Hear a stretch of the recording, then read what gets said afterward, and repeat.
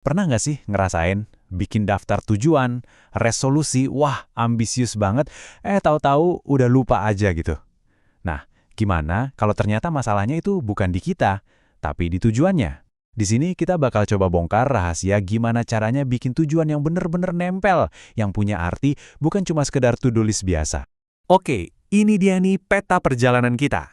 Pertama, kita mulai dari pertanyaan mendasar. Kenapa sih banyak tujuan yang rasanya hampa? Abis itu, kita bakal gali lebih dalam buat nemuin mengapa versi kamu.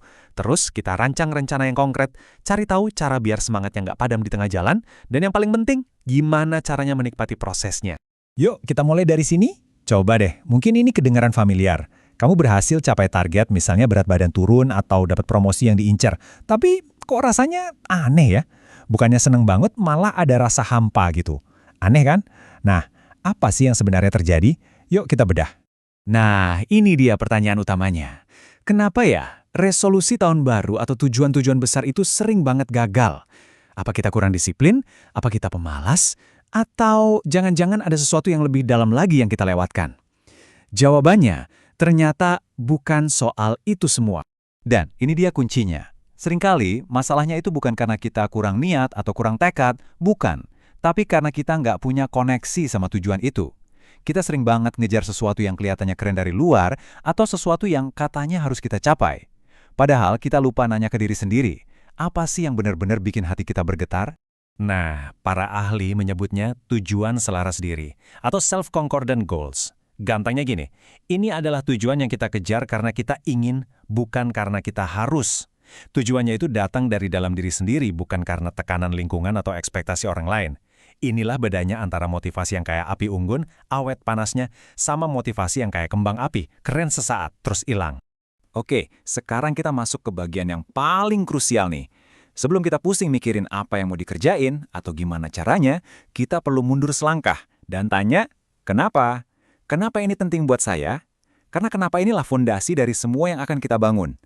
Coba deh, bayangin analogi ini ya. Nilai-nilai hidup kita itu bukan kayak jangkar yang bikin kita nggak bisa gerak. Bukan. Justru sebaliknya. Nilai-nilai itu fungsinya kayak kompas. Kompas yang selalu nunjukin arah utara sejati kita. Jadi mau badai segede apapun, kita selalu tahu arah mana yang harus dituju. Coba deh, renungin pertanyaan ini sebentar. Apa sih yang benar-benar kamu yakini dan perjuangkan? Sesuatu yang tetap kamu lakuin, bahkan pas lagi nggak ada yang lihat, atau pas lagi susah-susahnya? Jawaban jujur dari pertanyaan ini, itu yang bakal ngebantu kamu nemuin arah kompas di dalam diri kamu. Nah, biar prosesnya lebih gampang, coba lihat deh beberapa pertanyaan pemandu ini. Anggap aja ini kayak contekan buat mulai ngobrol jujur sama diri sendiri. Apa sih yang bikin hidup ini berarti? Apa yang benar-benar bikin kamu semangat? Jawaban dari pertanyaan-pertanyaan inilah yang bakal jadi mengapa kamu.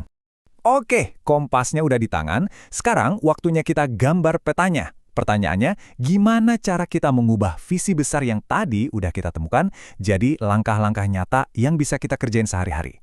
Nah, disinilah kerangka kerja SMART masuk. Pasti udah sering dengar kan? Tapi ini beneran ampuh. Tujuan kita harus S, spesifik. Jadi jangan cuma mau lebih sehat, tapi mau lari 5 km 3 kali seminggu. M, measurable atau terukur, biar kita bisa lihat progresnya. A, achievable atau bisa dicapai, jadi harus realistis ya.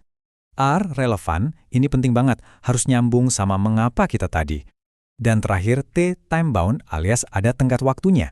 Anggap aja lembar kerja ini kayak checklist pribadi buat setiap tujuan yang mau kamu buat. Coba deh jawab pertanyaan-pertanyaan ini buat tiap tujuanmu. Dan yang paling krusial, selalu cek lagi, apakah tujuan ini beneran sejalan sama mengapa yang udah kita gali di awal tadi. Sekarang, ada satu jebakan besar nih yang harus kita waspadai, yaitu tirani hal-hal yang mendesak. Tahu kan? Notifikasi, email, telepon, semuanya seolah-olah teriap minta perhatian kita sekarang juga. Tapi coba deh kita pikir, apa semuanya itu beneran penting? Seringkali tujuan besar kita yang paling bermakna itu nggak teriak-teriak, mereka cuma berbisik. Mereka masuknya ke kategori penting, bukan mendesak. Nah, ini dia alat saktinya buat ngatasin itu, Matrix Eisenhower. Coba perhatiin deh kuadran 2, penting tapi nggak mendesak. Inilah zona emasnya. Belajar hal baru, membangun hubungan baik, olahraga, semua hal yang benar-benar bisa mengubah hidup kita ada di sini. Kuncinya, kita harus proaktif menjadwalkan waktu untuk hal-hal ini. Oke, kompas sudah ada, peta juga udah jelas. Tapi perjalanan yang sesungguhnya kan baru dimulai. Dan kita semua tahu, bagian tersulitnya adalah gimana caranya tetap jalan pas lagi nggak mood atau pas motivasinya lagi turun. Jadi gimana caranya biar mesin ini tetap nyala? Coba deh, resapi kutipan ini baik-baik. Kesuksesan adalah jumlah dari usaha-usaha kecil yang diulang setiap hari.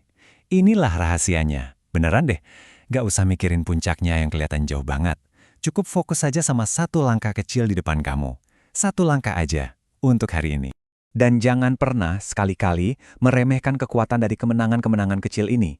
Secara psikologis, dampaknya itu luar biasa loh. Setiap kali kita nyentang satu tugas kecil, otak kita tuh ngeluarin dopamin, bikin senang, bikin nagih. Itu ngebangun momentum. Itu cara kita bilang ke diri sendiri, ternyata gue bisa.